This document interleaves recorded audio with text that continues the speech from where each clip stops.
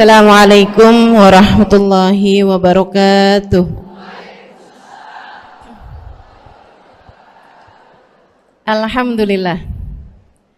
Wassalatu wassalamu ala Rasulillah Muhammad ibn Abdillah wa ala alihi wa sahbihi wa man walah. Subhanaka la ilma lana illa ma 'allamtana innaka antal alimul hakim. Rabbi shrah li sadri wa yassir li amri wahlul 'uqdatan min lisani yafqahu qawli. Amma ba'du. Bismillahirrahmanirrahim.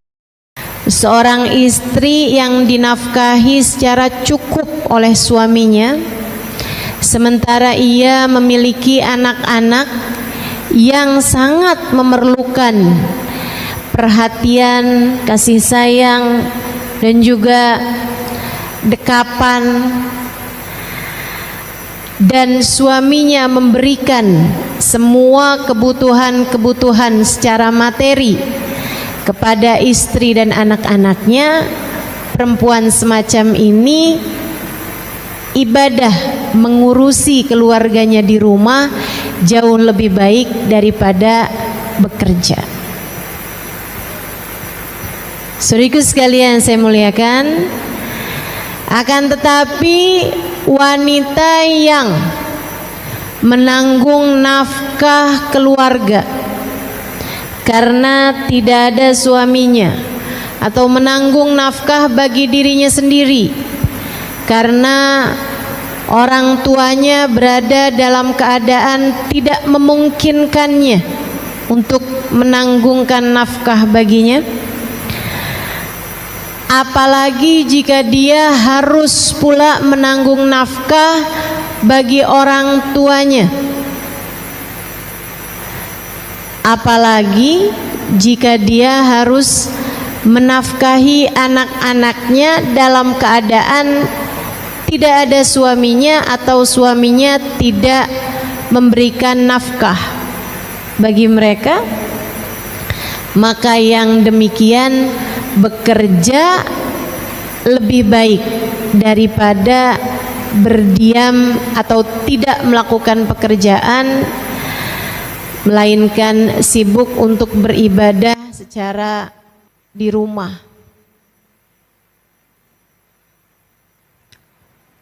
Saudaraku sekalian, kalau ada orang-orang yang menyatakan bahwa Islam tidak setuju wanita-wanita yang bekerja,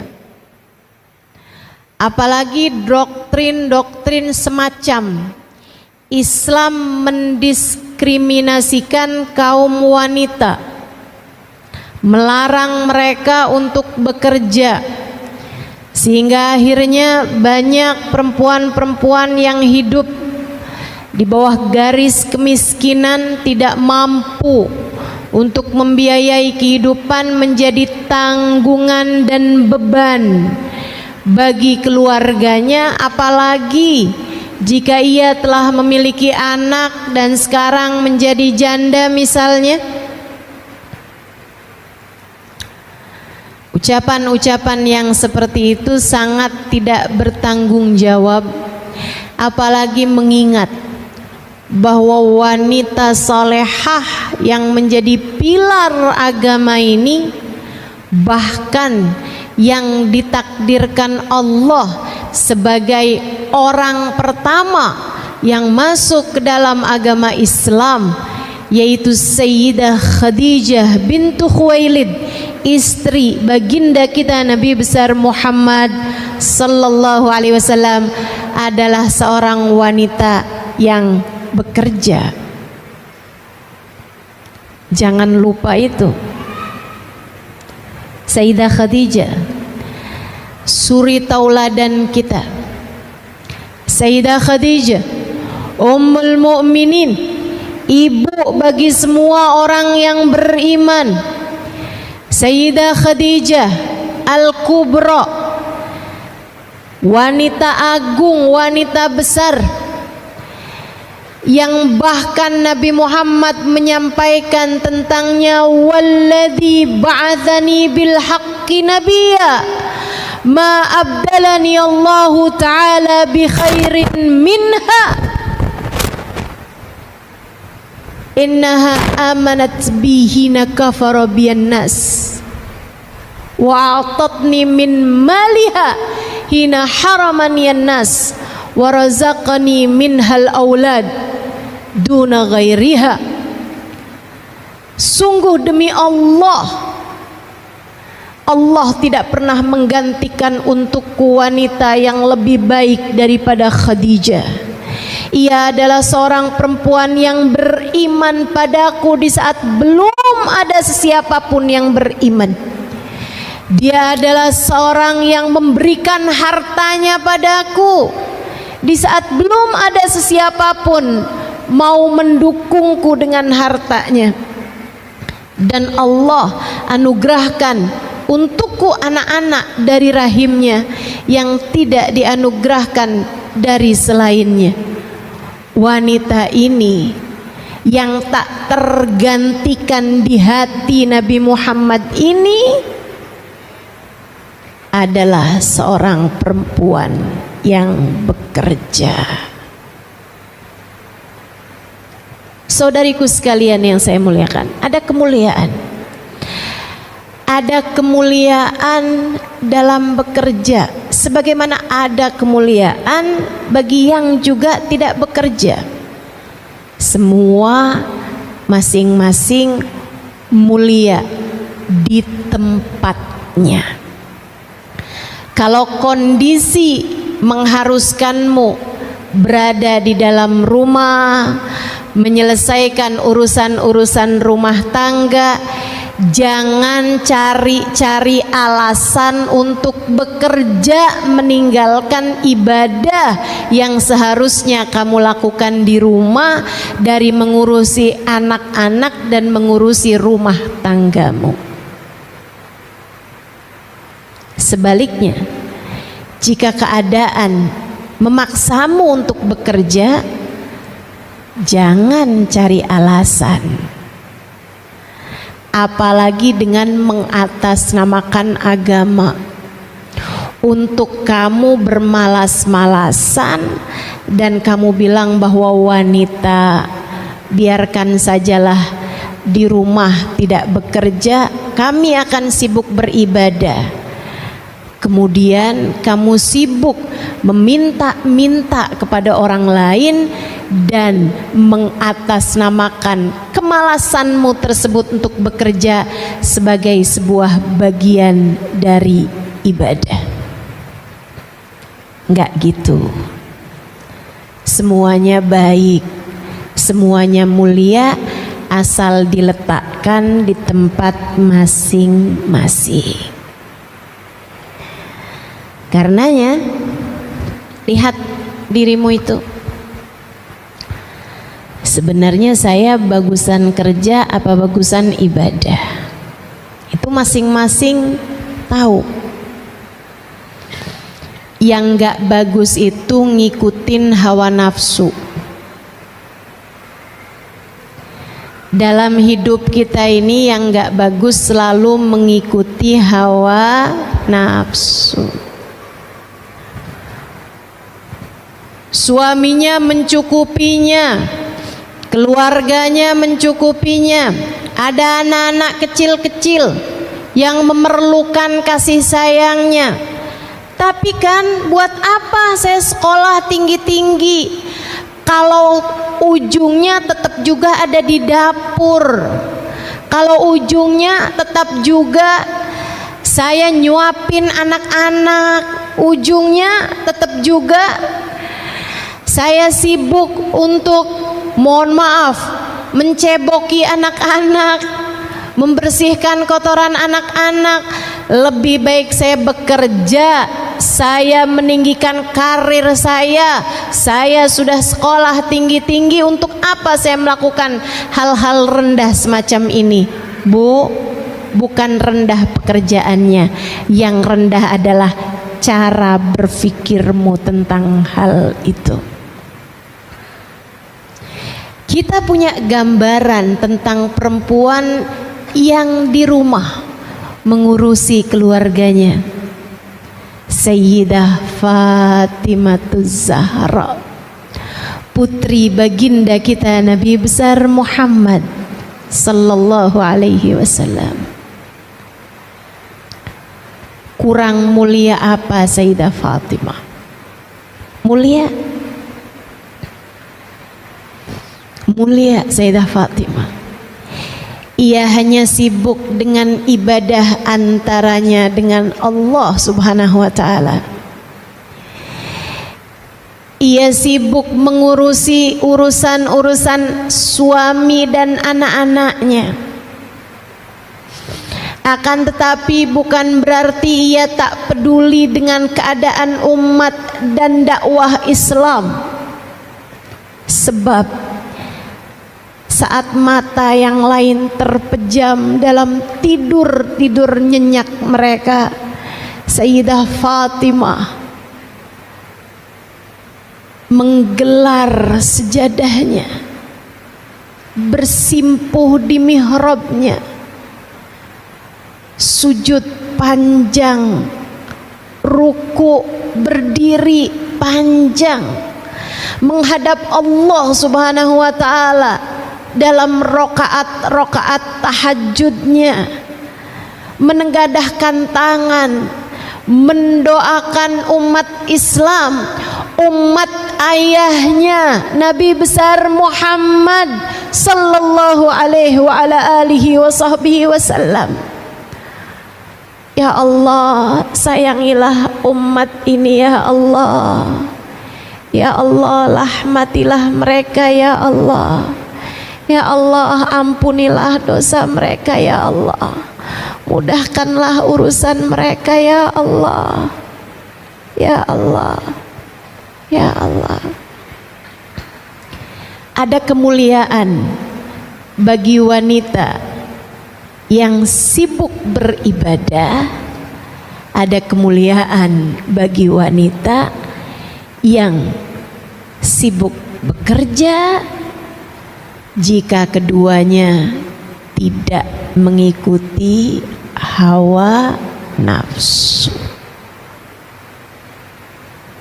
Ada kemuliaan pada wanita yang berdiam diri dalam rumah beribadah.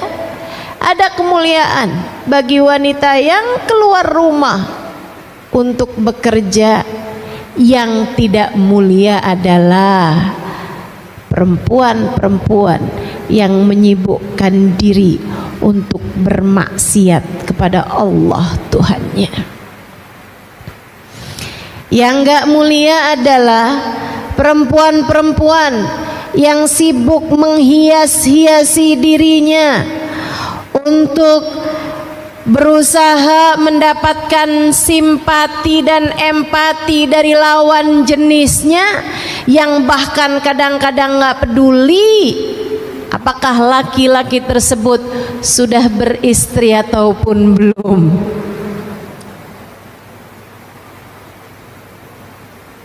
Yang gak mulia perempuan-perempuan yang sibuk memperbanyak dosa. Semuanya baik selagi kamu tempatkan diri sesuai dengan porsinya. Semoga Allah selalu bimbing kita. Amin. Semoga Allah selalu membimbing kita. Semoga Allah selalu membimbing kita. Itu kalau ditanya ibadah atau bekerja. Sekarang kalau kita bahas mengenai ibadah dan bekerja, saudaraku sekalian yang saya muliakan, ingat ucapan baginda kita Nabi besar Muhammad kepada seorang sahabatnya, yang mana sahabatnya ini, sahabat Ansor ini, ada seseorang yang bersahabat atau dipersaudarakan dengan Abdullah ibn Rawahah.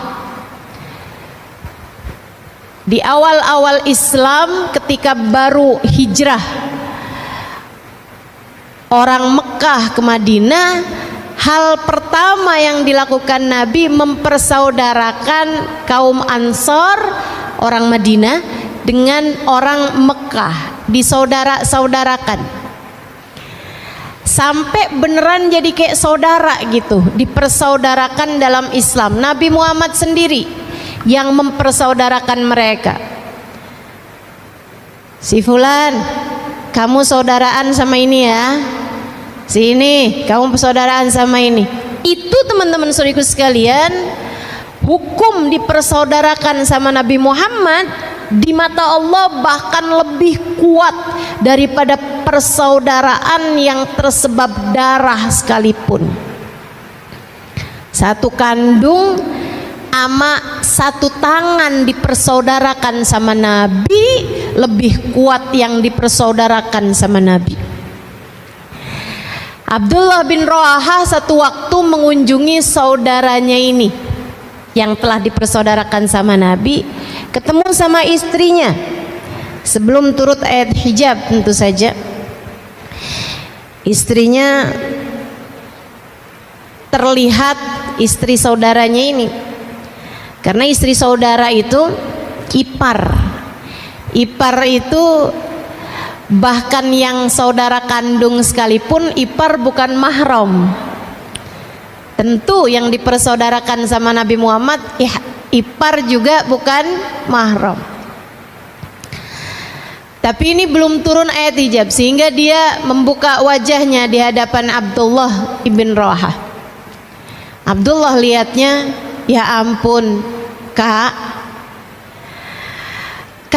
kok begini amat kak di rumah, nggak dandan, nggak mandi, tampangnya kucel, kumus, tampangnya bener-bener nggak terawat gitu, kelihatan banget nggak ngurusin badan, mukanya nggak dirawat, nggak wangi, bahkan cenderung bau macem-macem. Bukankah suami kakak ada di rumah? Si istri tersebut menjawab, dia bilang, ya kayak nggak tahu aja saudara kamu tuh, ada nggak ada saya kayak nggak ada bedanya. Saya ada seperti nggak ada. Dia itu kalau malam sholat nggak tidur sama sekali, kalau siang puasa nggak pernah sentuh saya sama sekali. Saya cuman yang bagian masak, nyiapin dia buka mesaur. Dia bahkan tidak melirik saya dari ujung matanya. Apa yang disampaikan perempuan ini diadukan oleh Abdullah bin Rawahah kepada Nabi Muhammad sallallahu alaihi wasallam. Ya Rasulullah, faqad zurtu akhi fillah. Saya kemarinan mengunjungi saudara saya yang telah engkau persaudarakan di jalan Allah. Saya mendapati istrinya, diceritakan tuh, dan juga apa yang disampaikan oleh istrinya. Nabi kemudian memanggil laki-laki Ansor nih, sahabat Ansor ini, ditanya sama Nabi Muhammad, karena Nabi kalau mau negur, kalau mau menyampaikan sesuatu harus tabayyun terlebih dahulu, nyari kepastian, klarifikasi, istilah orang zaman sekarang. Kata Nabi Muhammad, hal gumtal lailah kullaha, apakah kamu kalau malam bangun ibadah sholat di semua bagian malam nggak tidur sama sekali? Dia menjawab, bala ya Rasulullah, betul wahai Rasulullah, saya kalau malam nggak tidur sama sekali, saya sholat sepanjang malam wahai Rasul. Bangga. Kata Nabi Muhammad, hal sumtan nahar kullah, apakah kamu tiap siang puasa sepanjang tahun. Bala ya Rasulullah, betul wahai Rasul, saya puasa sepanjang tahun. Nggak puasa cuman kalau lebaran sama hari tasyrik doang. Bangga disebutkan hal itu di hadapan Nabi.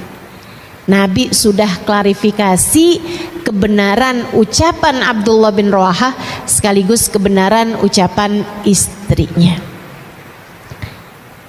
Apakah kamu tidak pernah mendatangi istrimu?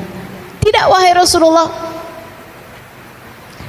Nggak pernah berhubungan intim sama istrinya lagi sejak mulai mengenal Islam. Nabi kemudian berkata, Innama ana atqakum walakinni agumu wa anam walakinni asumu wa aftur walakinni atazawwajun nisa. Kata Nabi, sesungguhnya saya adalah yang paling bertakwa di antara kalian. Artinya saya yang paling tahu jalan menuju surga, saya yang paling tahu jalan menuju Allah Subhanahu wa taala, saya yang paling ngerti beragama ini yang terbaik caranya kayak gimana. Walakinni agum wa anam, tapi saya di waktu malam ada tidurnya, panjang bangunnya. Ada tidurnya, ada bangunnya, kata Nabi. Ada tidurnya, ada sholatnya. Akan tetapi saya, kata Nabi, ada hari-hari saya berpuasa, ada hari-hari saya nggak puasa. Akan tetapi saya, kata Nabi Muhammad, menikah dan berhubungan intim dengan istri saya. Laki-laki tersebut menyadari kesalahannya. Kemudian ia berkata, jadi bagaimana saya seharusnya wahai Rasul? Dengarkan ini. Kata Nabi Muhammad, carilah akhirat yang tidak membahayakan duniamu, carilah dunia yang tidak membahayakan akhiratmu. Silahkan kamu ibadah cari akhirat, tapi dunia jangan gak keurusan. Apalagi kalau kamu punya suami, punya anak-anak. Apalagi kalau kamu masih tinggal sama orang tua, masih tinggal sama saudara. Ada hak-hak mereka dalam diri kita yang harus kita penuhi. Carilah duniamu yang tidak membahayakan akhiratmu, carilah akhiratmu yang tidak membahayakan duniamu. Kalau kamu harus bekerja, silahkan, tapi jangan membahayakan urusan akhiratmu. Kerja kok sampai harus buka-buka aurat, itu membahayakan akhiratmu. Kerja kok sampai harus berdua-duaan dengan laki-laki yang bukan mahram, itu membahayakan akhiratmu. Kerja kok sampai sholatnya dikumpul-kumpulin, dijamak-jamak tanpa ada sebab yang dibenarkan, itu membahayakan akhiratmu. Kerja tapi sampai enggak sempet baca zikir, enggak sempet baca Quran. Kerja sampai enggak pernah bangun malam, enggak pernah sholat duha. Kerja yang demikian membahayakan buat akhiratmu. Karenanya bekerja dan beribadah, keduanya harus sama-sama seimbang. Keduanya harus seperti dua sayap.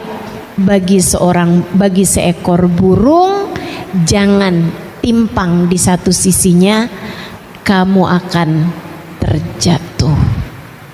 Maka untukmu yang harus bekerja, silahkan bekerja. Akan tetapi sekali lagi ku sampaikan padamu, jangan tinggalkan Allah dalam pekerjaanmu. Jangan tinggalkan agama dalam pekerjaanmu. Jangan tinggalkan Islam dalam pekerjaanmu. Jangan tinggalkan Nabi Muhammad dalam pekerjaanmu, sebab meskipun kamu bekerja, kamu adalah hamba Allah. Hanya kepadanya kamu kembali, dan hanya dialah satu hakikatnya, sang pemberi rezeki. Silahkan bekerja, tapi kamu jangan pernah lupa, kamu adalah seorang muslimah, kamu adalah seorang mukminah, kamu adalah umat Nabi Muhammad sallallahu alaihi wasallam. Jangan sampai sibukmu memikirkan kemapanan hidup di dunia membuatmu lupa tentang memikirkan kemapanan hidup akhirat. Sekali lagi, jangan sampai sibukmu memikirkan rumahmu, kendaraanmu, apa yang kamu makan di dunia membuatmu terhalang dengan kebahagiaan yang sejati yang seharusnya kamu kejar dari sejak kamu masuk ke dalam kuburan.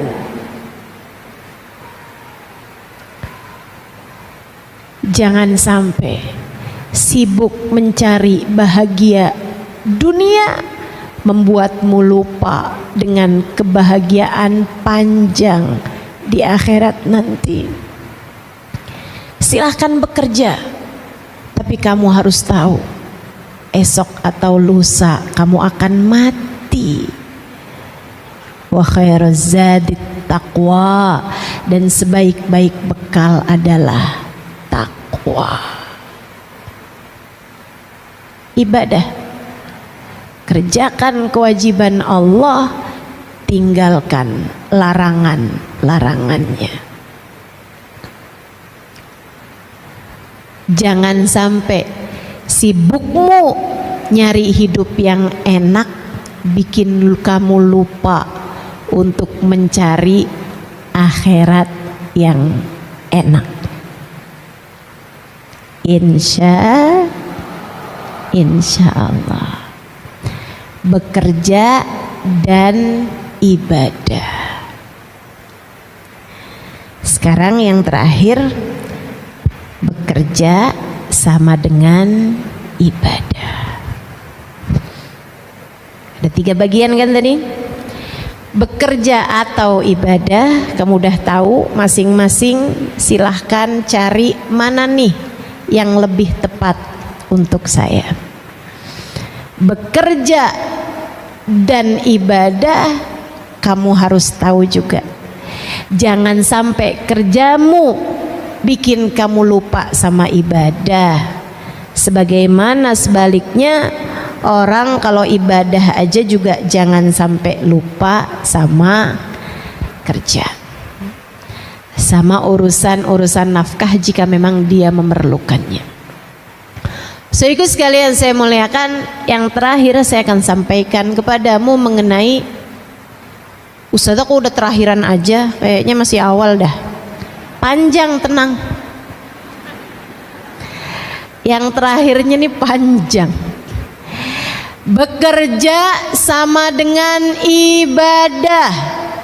Dengarkan saya ingin mengajarkan padamu agar setiap lelahmu dalam bekerja bernilai pahala di sisinya.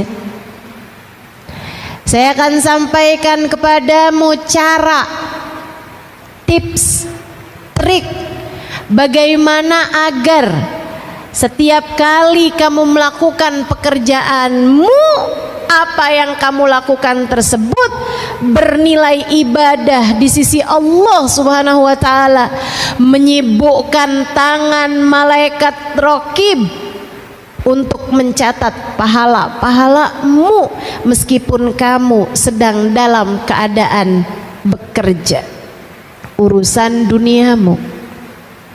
Saudara sekalian yang saya muliakan, kerja sama dengan ibadah dengan dua syarat.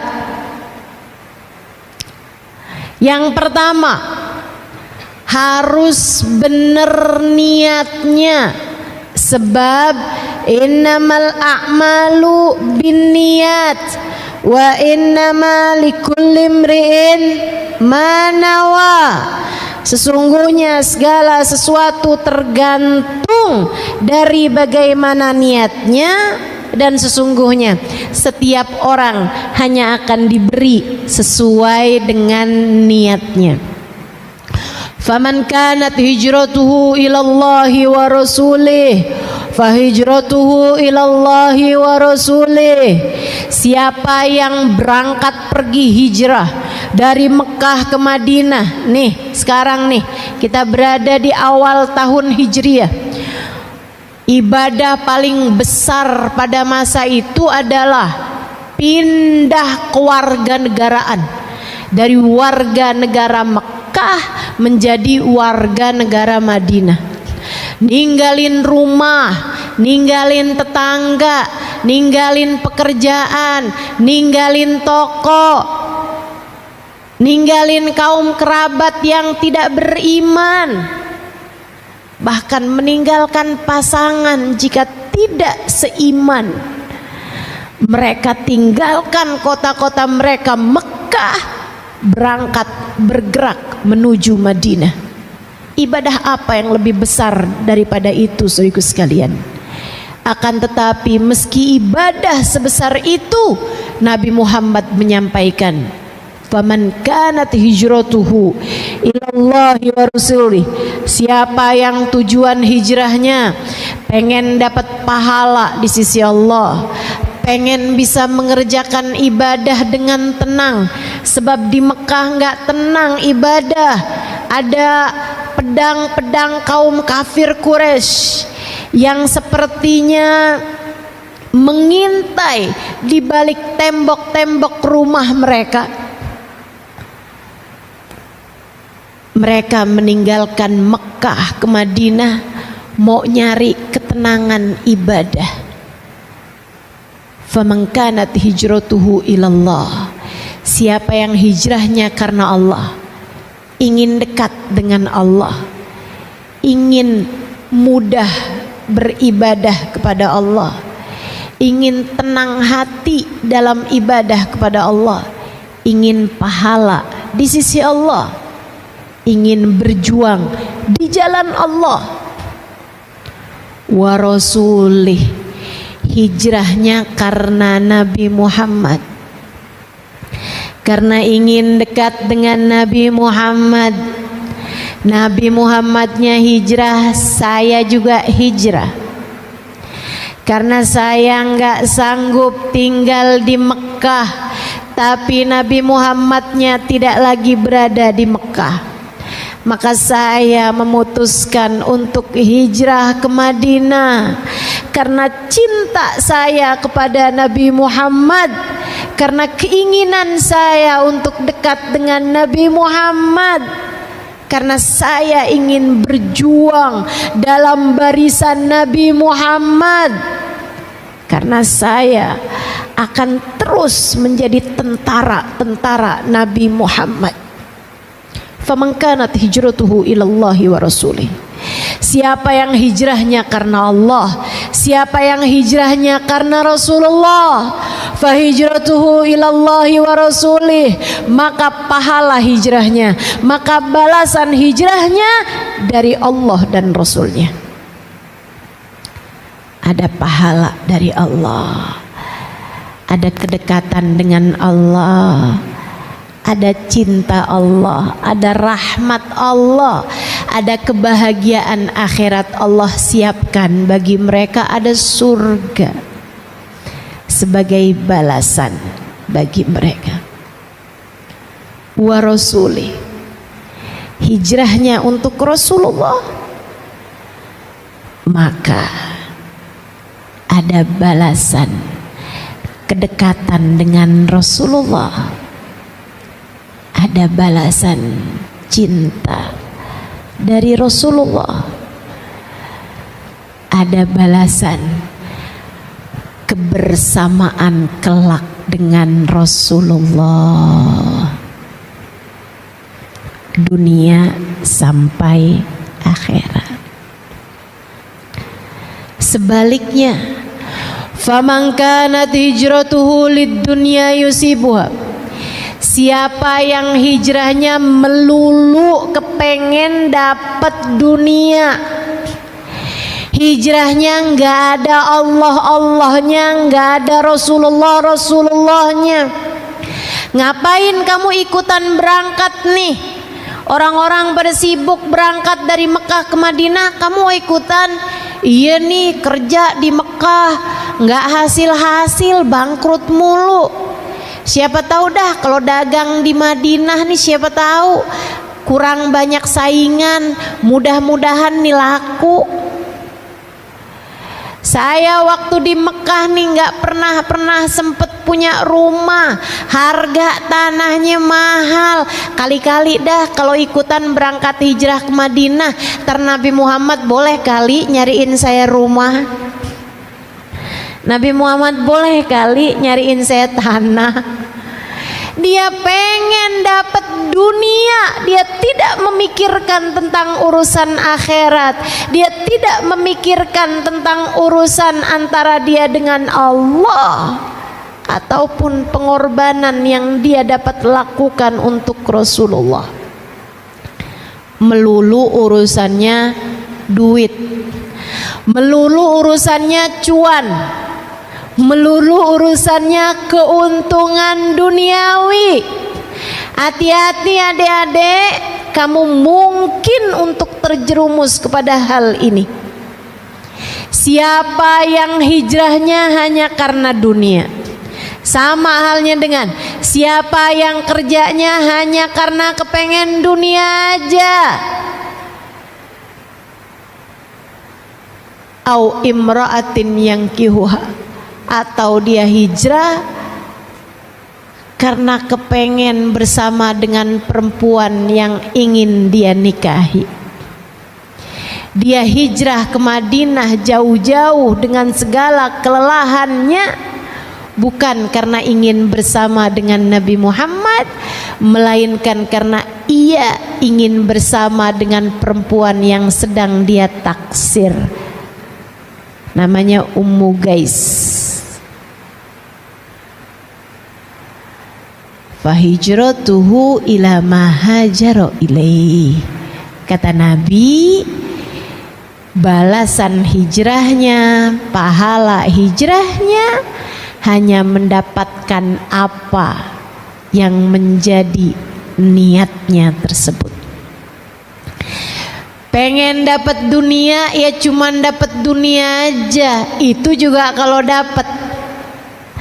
Pengen dapat jodoh, ya udah balasannya cuman dapat jodoh aja, itu juga kalau dapat. Kalau nggak dapat, lalu walaleh, nggak dunia nggak akhirat, nggak ada yang dia dapat. Percuma, sia-sia. Maka saudariku, untukmu yang bekerja, jangan sampai apa yang kamu lakukan di banyak tahun umur dalam hidupmu di dunia ini menjadi sesuatu yang sia-sia. Sebab kamu tidak sedang menjalani masa hidup percobaan, sebab kamu tidak punya umur cadangan. Umurmu yang sekarang kamu jalani, kehidupanmu yang sekarang kamu jalani, inilah yang nanti akan dihisab jam demi jamnya, bahkan menit per menit menitnya, bahkan detik per detiknya. Pastikan tak ada yang sia-sia. Pastikan tak ada yang sia-sia. Benahilah niatmu. Benerin niatmu teman-teman, benerin niatmu. Kamu bangun pagi bersegera untuk bekerja. Ada yang naik kereta, ada yang naik bis, ada yang naik sepeda motor, ada yang mungkin naik mobil. Kamu sibuk, berapa jam dari waktumu yang kamu gunakan untuk bekerja?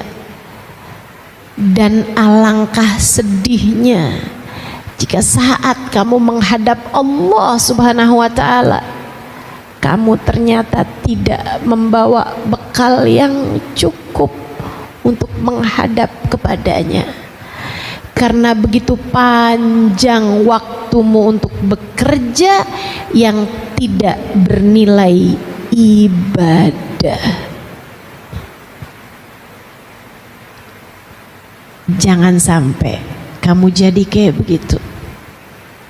Sebab kalau kamu jadi yang kayak begitu, maaf ya, ini kerjaan bukan cuma untuk kerja orang yang kerjanya di perusahaan-perusahaan seperti dirimu ini, tapi semua pekerjaan. Mohon maaf, bahkan yang menjadi guru, bahkan yang bekerja menjadi ustazah di pesantren-pesantren, bahkan yang membangun pondok pesantren sekalipun, jika tujuannya bukan Allah dan Rasulnya, bersiaplah untuk kecewa.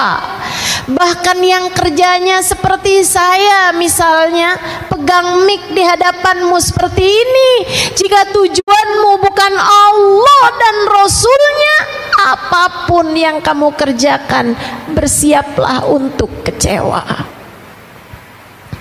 Jika tujuanmu melulu uang, jika tujuanmu melulu keuntungan duniawi, jika tujuanmu adalah jabatan, nama baik, citra, jika tujuanmu hanya semacam itu, bersiaplah untuk kecewa.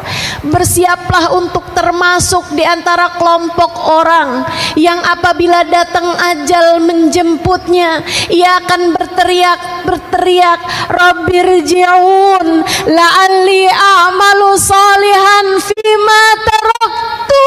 Ya Allah, kembalikan aku ke dunia, aku akan kerjakan ibadah yang sempat aku tinggalkan.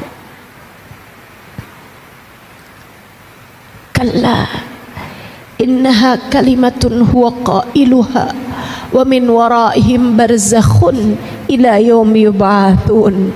Allah mengatakan enggak ada, itu hanyalah ucapan kosong belaka, tidak akan pernah aku ijabah. Itu hanyalah sekedar kata-kata yang tak pernah aku kabulkan. Waktu hidupmu di dunia telah habis, kamu gunakan untuk sekedar mencari keuntungan-keuntungan duniawi. Kamu lupa bahwasanya kepada akulah kamu seharusnya kembali. Kamu lupa hidupmu dariku, dan hanya kepada aku tempatmu kembali. Wa min waraihim barzakh. Sekarang silahkan menjalani kehidupanmu di alam barzakh ila yaumi yub'atsun, sampai hari mereka dibangkitkan. Kamu, saya, kita semua, jangan sampai ada yang menyesal. Sebab sekali lagi, kita tidak sedang menjalani masa hidup percobaan. Gak ada di antara kita yang lagi magang di dunia ini, teman-teman. Gak ada. Gak ada. Semuanya sudah sedang bekerja.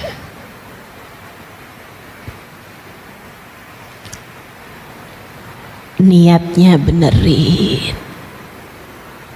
Niatnya benerin.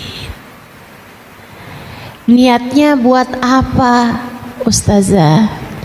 1, niat nyari rezeki yang halal.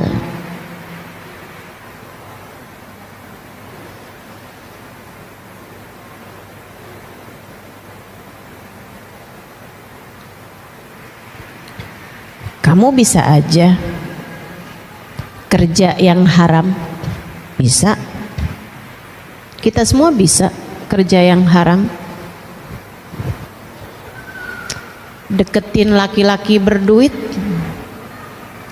modalnya palingan lipstick,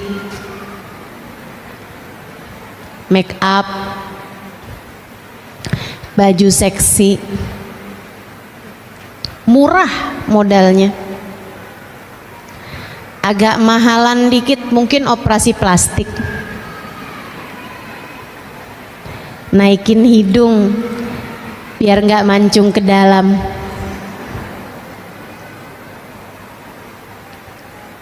Tapi kamu tidak memilih itu. Kenapa? Sebab kamu hamba Allah. Sebab kamu hamba Allah.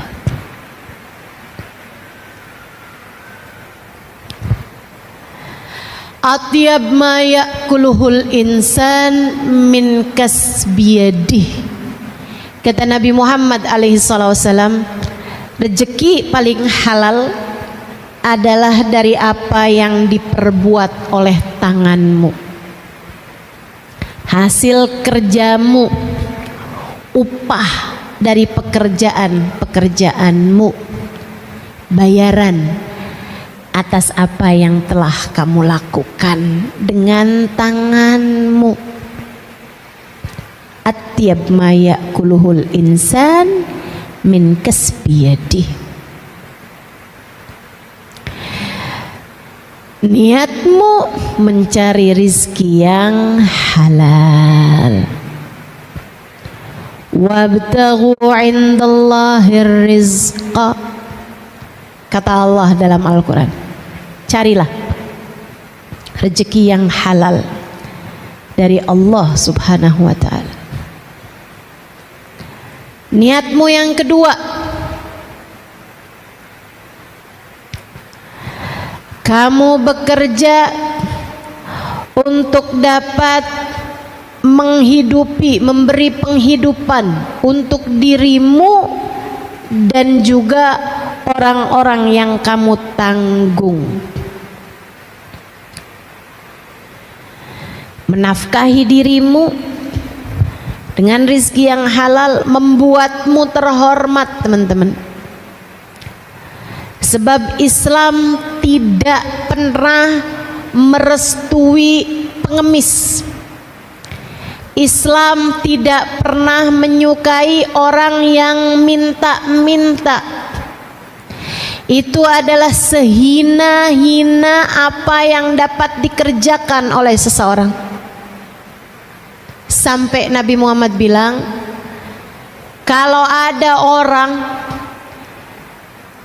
naik kuda, kuda itu binatang paling mewah. Kalau ibarat sekarang, kalau ada orang naik Mercy, kemudian turun dari Mercy-nya dan minta kepadamu, kasih. Ada orang turun dari kudanya, kemudian dia meminta kepadamu, kasih. Kenapa gitu Rasul? Sebab ia telah menghinakan dirinya dengan meminta-minta. Jangan hinakan lagi dia dengan tidak diberi. Pekerjaan paling hina, kalau sampai kamu datang mengetuk rumah saudaramu, terus kamu bilang sambil gosok-gosok dengkul, Kak atau Bang, uang SPP sekolah naik, atau beras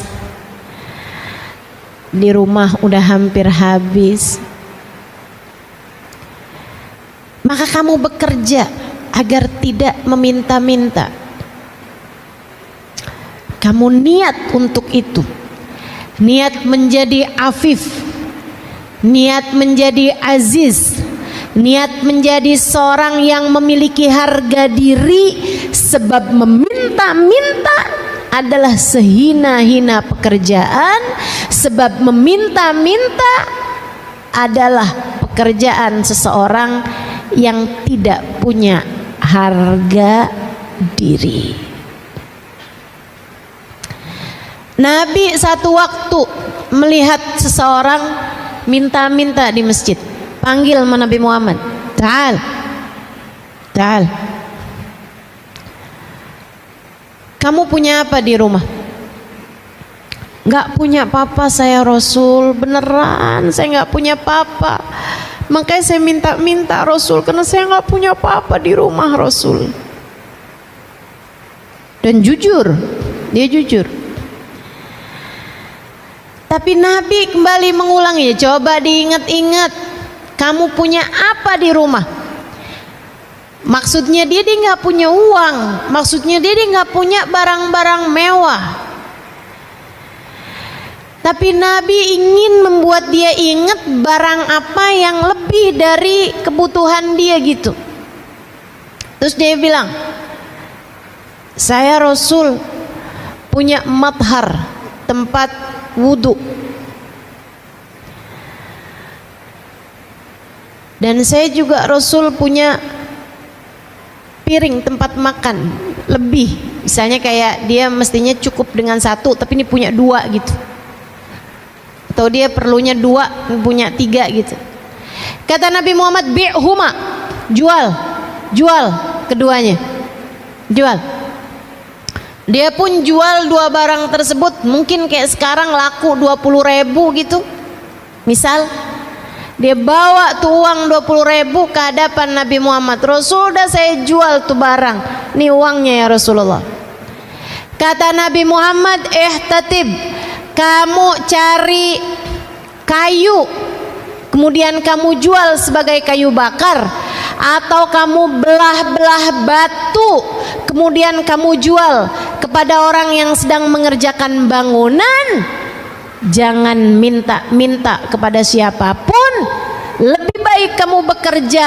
Jika kamu tetap memutuskan meminta, ya'tilak nuktah sauda, maka kamu di akhirat nanti akan membawa satu titik hitam di wajahmu setiap kali kamu meminta.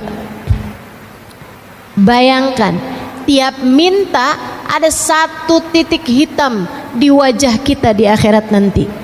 Gimana kalau kamu kerjaannya minta-minta?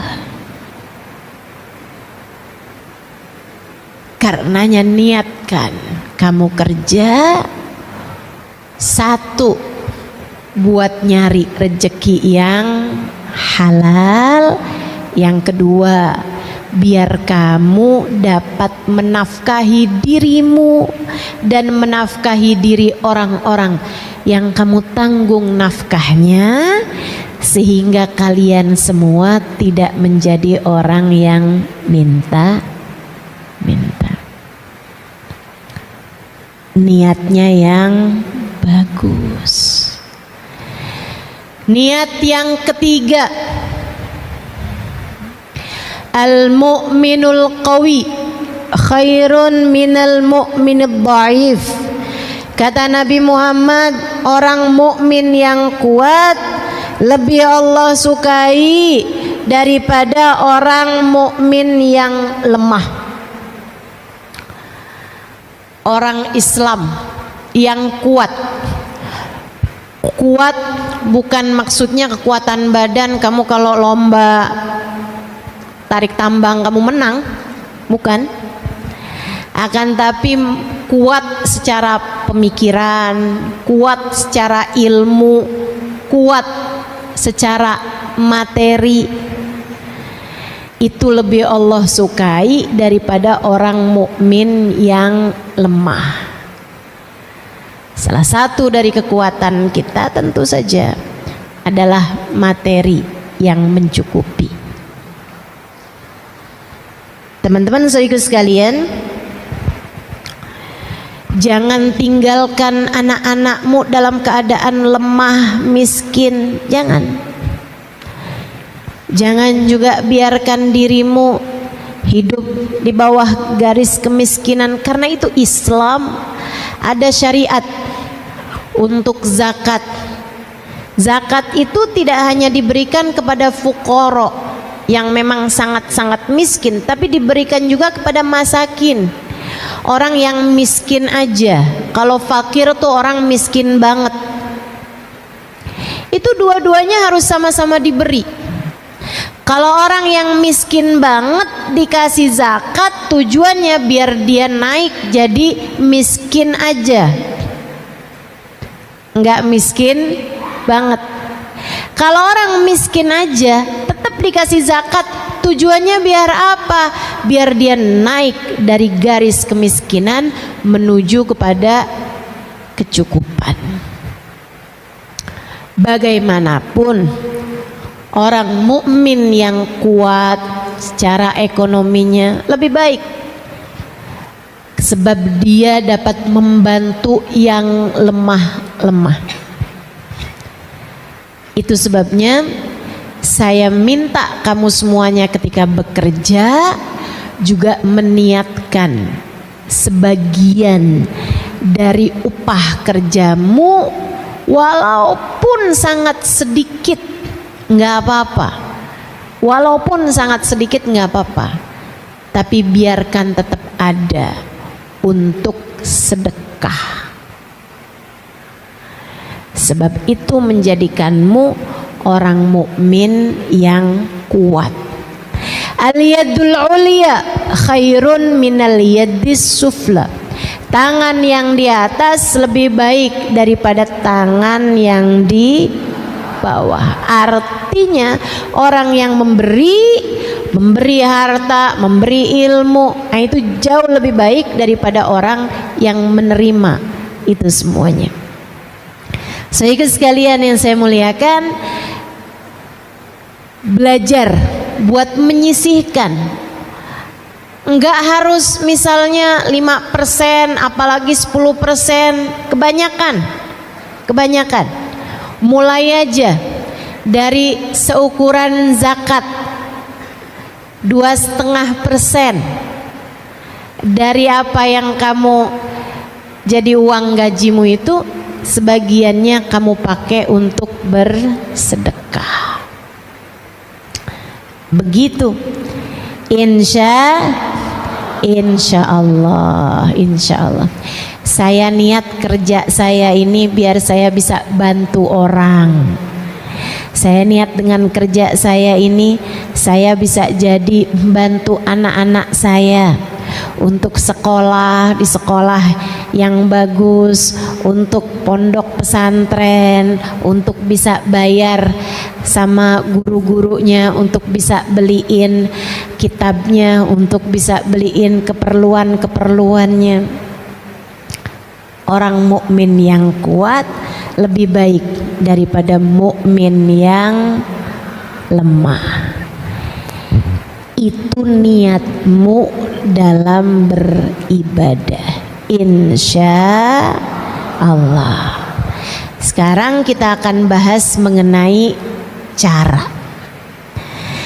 caramu dalam bekerja. 1, jangan tinggalkan kewajibanmu kepada Allah. Kerja silahkan, tapi sholat jangan sampai tertanggalkan. Kamu kerja silahkan, tapi jangan sampai sholatnya kamu tinggalkan. Guru saya Sayyidil Habib Umar bin Hafid menyampaikan, dengerin ini penting. Kalau kerja membuat kamu meninggalkan yang wajib, uang yang kamu dapat tidaklah uang yang halal. Nanti uangnya hanya akan terpakai untuk kemaksiatan dan dosa-dosa. Hati-hati, hati-hati. Katanya Habib Umar bin Hafid seperti itu, kalau ada pekerjaan membuatmu meninggalkan perintah Allah Subhanahu wa taala, maka tidak ada kehalalan dalam apa yang kamu dapatkan tersebut. Beliau kemudian melanjutkan, jika pekerjaanmu membuatmu meninggalkan perkara sunnah yang biasa kamu lakukan, maka tidak ada keberkahan pada uang kamu tersebut. Dulu sebelum punya toko, sholat tahajud nggak tinggal, sholat duha nggak tinggal, misalnya. Atau kamu nih sebelum kerja di perusahaan ini, sholatmu rapi, habis selesai sholat ada zikirnya, Subhanallah 33 kali, Alhamdulillah 33 kali, Allahu Akbar 33 kali. Kamu berdoa, kamu baca ayat kursi, Masya Allah. Begitu kamu mulai kerja, jangankan zikir sesudah sholat, kadang-kadang belum salam aja udah buru-buru berdiri, salam buru-buru, sholatnya udah kayak capung cebok kata orang itu ya, cepet banget gitu, cepet banget sholat, ruku, i'tidal, sujud cepet banget. Tanya sama orang, kamu kok sholat cepet banget? Iya udah hafal.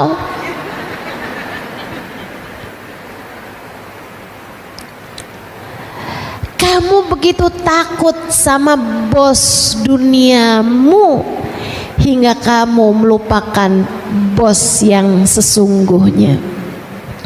Kamu begitu takut dengan atasanmu di dunia hingga kamu lupa kepada atasanmu yang sesungguhnya. Kamu begitu takut sama pemilik perusahaanmu. Kamu takut diberhentikan dari pekerjaan, membuatmu tidak takut diberhentikan, diusir dari rahmat pemilik dunia dan seisinya. Hati-hati, hati-hati. Yuk belajar, kerja, tahajud jangan tinggal.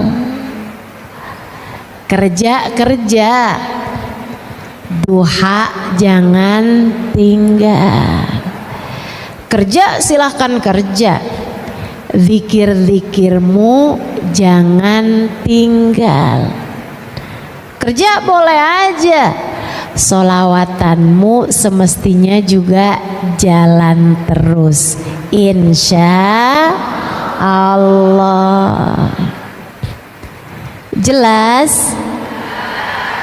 Setuju? Mau diamalkan? Nomor 1. Nomor 2, cara mau bekerja, jangan karena pekerjaanmu kamu mengerjakan hal yang diharamkan Allah. Tetaplah istiqomah di jalan Allah. Kalau gara-gara pekerjaan kamu jadi mengerjakan yang haram, tinggalkan pekerjaanmu, Kak. Tinggalkan pekerjaanmu, Dek, cari kerjaan yang lain. Tenang, Allah punya berjuta-juta cara untuk memberi rezeki kepada hamba-hambanya.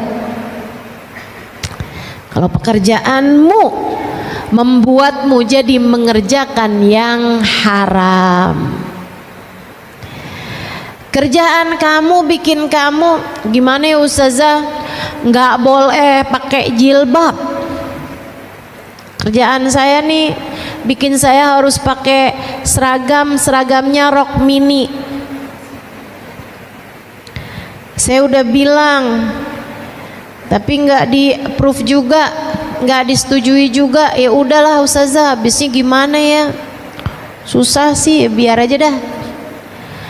Lagian juga saya mah badannya juga kurang seksi ustazah, kayaknya nggak ada yang naksir juga sama saya. Nggak gitu. Urusannya bukan antaramu sama orang, urusannya antaramu sama Allah subhanahu wa ta'ala jalla jalaluhu wa ta'ala azamatuh. Jangan sampai karena pekerjaanmu kamu mengerjakan hal-hal yang diharamkan Allah. Jangan. Ustazah, saya ini kan bagian pembukuan.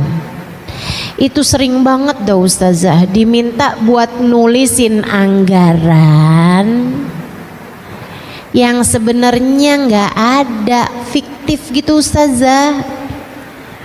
Gimana ya ustazah? Kalau nggak nurut ntar saya dikeluarin. Kalau saya nurut kan haram ya ustazah. Itu nanti biasanya ustazah saya tuh juga dikasih bonus. Sayang nggak sih sama bonusnya?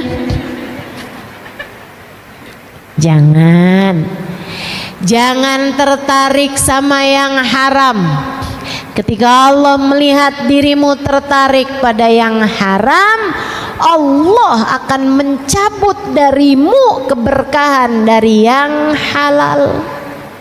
Allah akan mencabut darimu kenikmatan dari yang halal.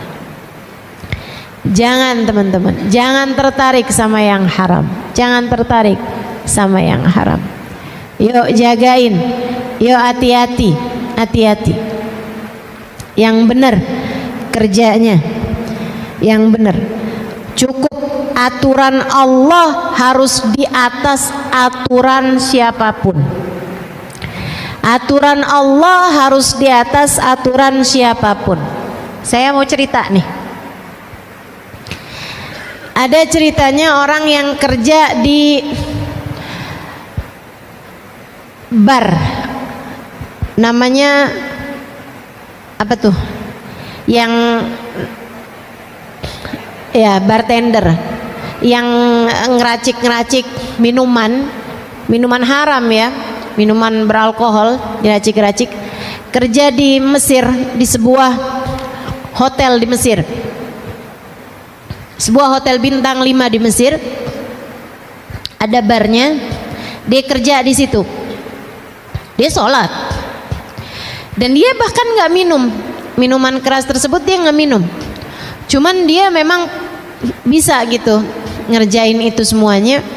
Jadi dia hari-hari kerjaannya gitu. Kemudian di hotel tersebut juga ada banyak hal-hal haram lainnya.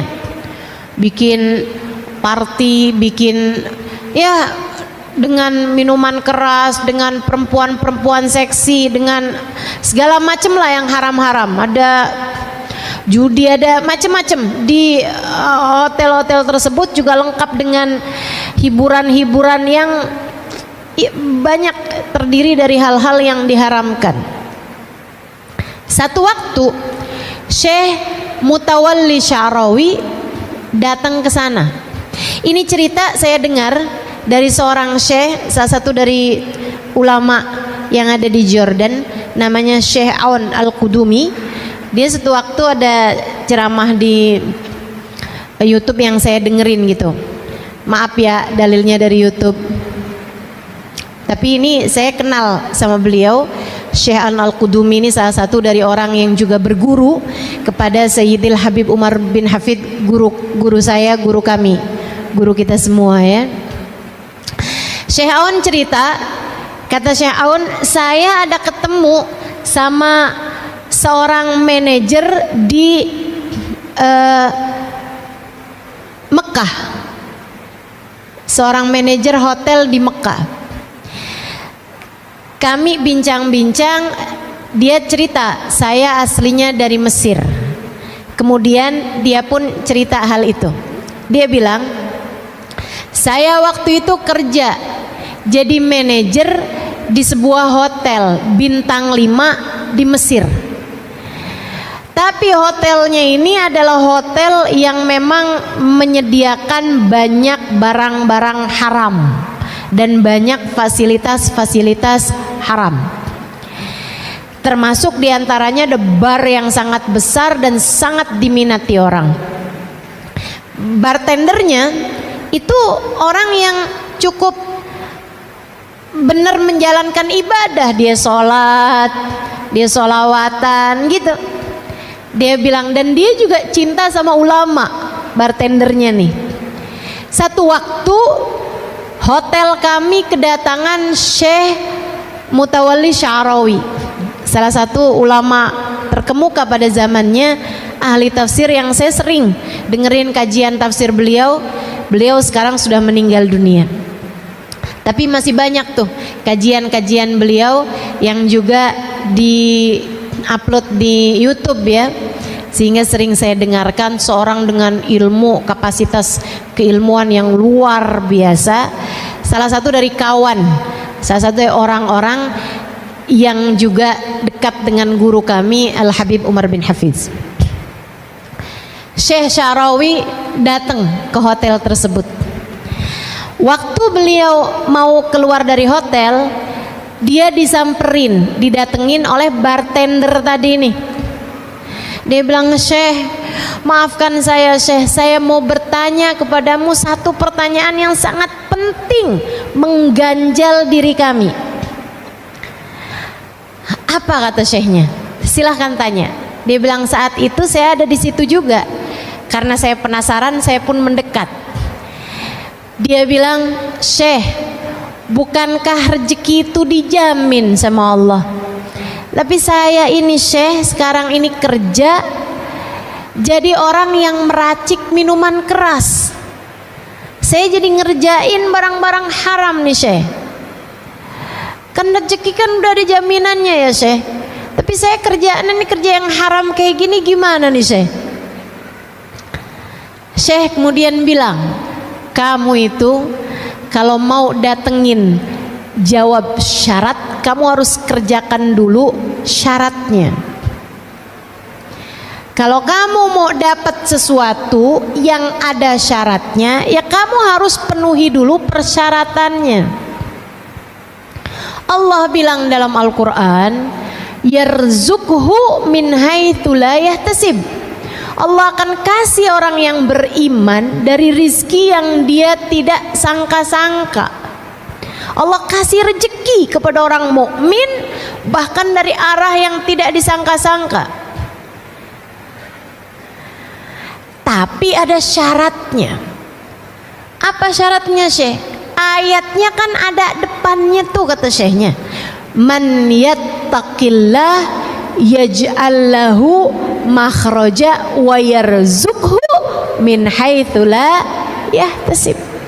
Siapa yang bertakwa kepada Allah, maka Allah akan beri kepadanya jalan keluar dalam setiap permasalahan, dan akan diberi oleh Allah Subhanahu wa taala rezeki bahkan dari arah yang tidak dia sangka-sangka.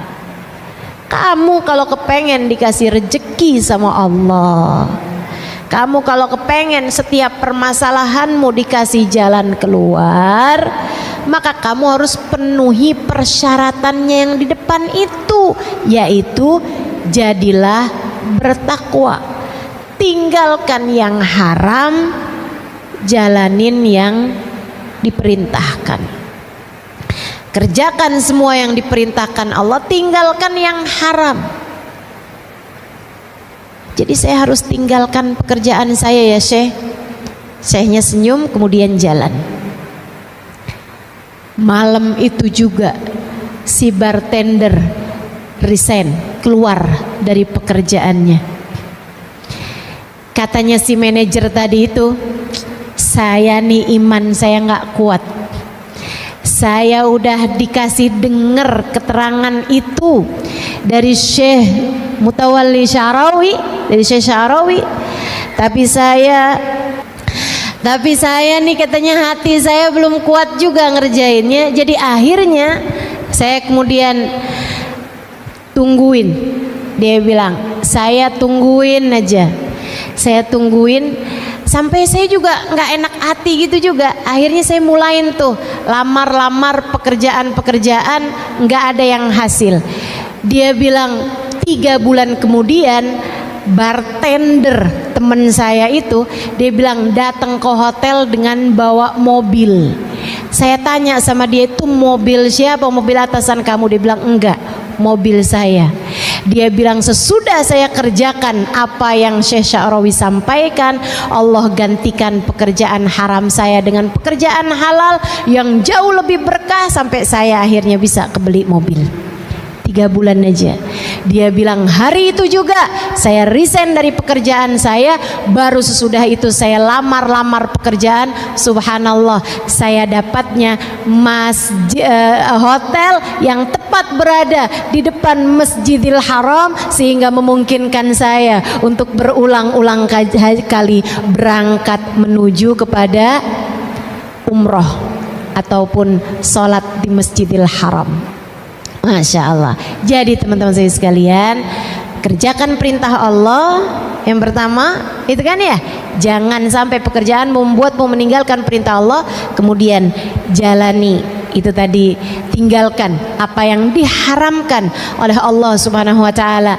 Yang keduanya, kemudian yang terakhirnya, tetaplah berada dalam jalan cinta. Tetaplah sayangi umat Islam. Bekerjalah dengan sepenuh cinta. Bekerjalah dengan sepenuh cinta. Jangan sampai kamu celakain orang. Jangan sampai kamu nggak seneng sama si ini. Jangan sampai kamu kemudian hasut sama si fulan karena dia kerjaannya lebih bagus darimu, dan seterusnya.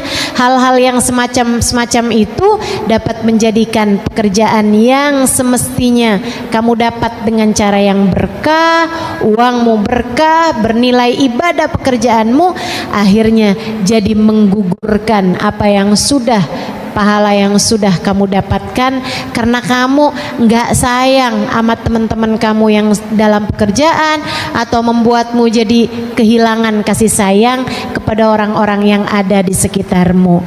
Kalau kamu punya anak, jangan sampai pekerjaanmu membuatmu kehilangan kasih sayang kepada anak-anakmu. Kalau kamu punya suami, jangan sampai pekerjaanmu membuatmu kehilangan kasih sayang kepada suamimu. Kalau kamu masih pada punya orang tua, jangan sampai pekerjaanmu membuatmu kehilangan kasih sayang kepada orang tuamu. Tetaplah berada dalam jalan cinta. Jaga hatimu, tetap biarkan ia hidup dengan kasih sayang, dengan cinta dan dengan kasih sayang. Insya Allah jika hal-hal tersebut dapat kamu laksanakan, saya doakan mudah-mudahan Allah Subhanahu wa taala senantiasa membimbing langkah kehidupanmu, menjadikan ibadahmu adalah dengan bekerja, dan bekerja sebagai salah satu bagian dari ibadahmu kepada Allah Subhanahu wa taala. Bekerjamu bernilai ibadah, dan ibadahmu diterima oleh Allah Subhanahu wa taala, dan dijadikan salah satunya adalah lewat bekerja. Rabbana zalamna anfusana wa illam taghfir lana wa tarhamna lanakunanna minal khasirin. Rabbana atina fid dunya hasanah wa fil akhirati hasanah wa qina adzabannar bi fadli subhana rabbika rabbil izzati amma yasifun wa salamun alal mursalin walhamdulillahi rabbil alamin. Karenanya juga saya sarankan untukmu yang sedang dalam kesusahan, anak-anakmu belum dapat hidayah dari Allah sehingga sholatnya masih berantakan atau masih tenggelam dalam dosa, saya kesian sama ibu-ibu yang anaknya masih belum dalam jalan hidayah Allah SWT. Cobain Bu buat tagih doanya Nabi Muhammad untukmu dan untuk anak-anakmu. Alhamdulillah, wassalatu wassalamu ala Rasulillah Muhammad ibn Abdullah wa ala alihi wa sahbihi wa man walah. Subhanaka la ilma lana illa ma 'allamtana innaka antal alimul hakim. Rabbi shrah li sadri wa yassir li amri wahlul 'uqdatan min lisani yafqahu qawli. Amma ba'du. Mukjizat doa ini yang akan kita bahas pada hari ini. Doa ibadah yang luar biasa. Kita harus banyak-banyak berdoa. Saya sering bilang, jangan jadikan doamu hanya sekedar, sebab doa adalah semua yang kamu perlukan. Jangan cuman berdoa sedikit. Kamu justru sebaiknya sedikit-sedikit berdoa. Dikit-dikit doa, dikit-dikit doa. Itu yang seharusnya kita lakukan. Mencontoh manusia paling agung, baginda kita Nabi besar Muhammad. Nabi itu selalu berdoa. Nabi sering berdoa. Mohon maaf sebelum saya lanjutkan, kakak-kakak yang berdiri ini mau memastikan untuk tidak foto, tidak video. Betul ya? Sekarang gini aja, semua yang hadir nggak usah pakai dijagain, insya Allah nggak foto, nggak video. Betul? Betul, sepakat semuanya? Nah, jadi kakaknya biar nggak pada capek, boleh duduk. Oke, ya. Silahkan duduk. Tahu-tahu pas habis selesai kajian nggak bisa jalan, pada kaku karena berdiri kelamaan. Baik ya, saudariku sekalian yang saya muliakan, Nabi Muhammad tuh begitu, selalu berdoa. Nabi Muhammad diam-diam berdoa. Nabi Muhammad berdoa dalam diam dan diam-diam berdoa. Nabi Muhammad banyak doanya sebab beliau sedikit-sedikit berdoa.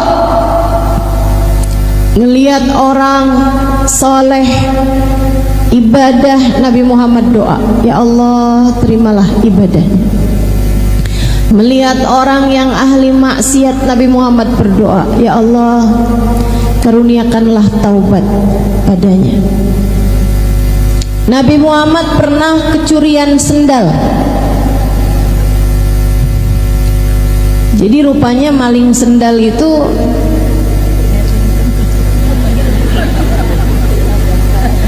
ada sanadnya ya. Tapi kalau ngambil sanad tuh yang bagus-bagus aja gitu. Maling sendal, Nabi kehilangan sandalnya di suatu tempat. Begitu tahu sandalnya hilang, dan teman-teman, Nabi itu nggak kayak kita punya beberapa pasang sendal. Sendal ke pasar lain, betul? Sendal ke pasar ikan lain, sendal rumah lain, sendal jalan-jalan lain, sendal kondangan lain. Begitu? Nabi nggak gitu. Nabi hanya punya sepasang sendal. Kalau hilang artinya Nabi Muhammad nggak lagi punya sendal. Tahu gitu kok sendalnya Nabi hilang. Begitu Nabi Muhammad menyadari, tahu bahwa sandalnya hilang, beliau berdoa, ya Allah, jika yang mengambil sandal saya adalah orang yang enggak punya sandal, berkahilah sandal saya pada kakinya. Doain Nabi. Kalau yang ngambil orang miskin nih yang nggak punya sendal, ya Allah biarin pas tuh sendal sama kakinya, bikin awet jadi berkah terus. Ya Allah, jika yang ngambil sendal saya adalah orang yang punya sandal, orang yang mampu, yang bahkan mungkin sandalnya lebih banyak daripada sandalnya Nabi, ya Allah jadikanlah ini dosa terakhir yang dia lakukan, karuniakanlah taubat kepadanya. Nabi kita Muhammad sallallahu alaihi wasallam doa, terus doa. Lihat apa aja doa. Lihat anak kecil didoain, lihat orang tua didoain. Doa buat istrinya didoain, buat sahabatnya didoain, buat umatnya didoain. Kita ini adalah keberkahan dari doa orang-orang terdahulu kepada kita. Satu waktu Sayyidah Aisyah melakukan sesuatu hal yang bikin senang Nabi Muhammad. Nabi senang. Kemudian Nabi Muhammad mendoakan Sayyidah Aisyah, Allahumma ighfir li Aisyah ma qaddamat ma akharat ma alanat ma asarat ma alimat ma lam ta'lam. Ya Allah, ampunilah Aisyah ya Allah, dosa-dosanya yang dulu-dulu ataupun yang baru-baru. Ya Allah, ampuni Aisyah ya Allah, dosanya yang dia lakukan sendirian, diam-diaman atau yang dia lakukan terang-terangan. Ampuni Aisyah ya Allah, dosanya yang dia tahu ataupun yang dia nggak tahu. Sayyidah Aisyah dengar didoain kayak begitu, senangnya luar biasa sampai semburat merah keluar di pipi beliau. Senyum-senyum Sayyidah Aisyah. Nabi Muhammad tanya, "Farihti bi du'ai ya Aisyah? Kamu senang karena mendengar doaku ini wahai Aisyah?" "Bala ya Rasulullah, hadzal yaum 'id 'indi." Betul wahai Rasul, ini hari kayak lebaran buat saya. Nabi Muhammad bilang, "Ya Aisyah, inni da'autu bihadhihi da'wah fi kulli lailah li ummati." Aisyah, saya berdoa dengan doa yang seperti ini tiap malam. Tiap malam, sesudah panjang solat Nabi Muhammad, sesudah panjang berdiri Nabi Muhammad, sesudah panjang sujud Nabi Muhammad, Nabi Muhammad membenamkan dirinya dalam doa. Ya Allah, ampunilah, ampunilah, ampunilah. Buat siapa wahai Rasul?